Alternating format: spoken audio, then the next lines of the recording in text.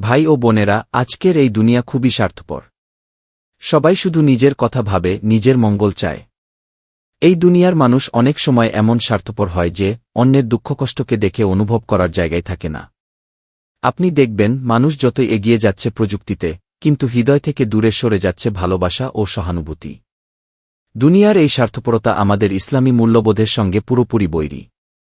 আমাদের নবী সাল্লাল্লাহু আলাইহি ওয়াসাল্লাম শিখিয়েছেন, অন্যের জন্য চিন্তা করাই মানুষের সবচেয়ে বড় গুণ।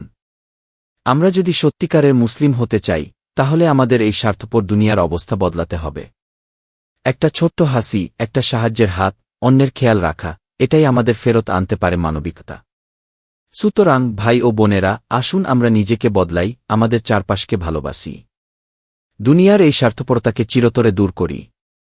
আল্লাহর পথে হাঁটি, অন্যের জন্য বাঁচি। সাবস্ক্রাইব, লাইক, শেয়ার ও কমেন্টের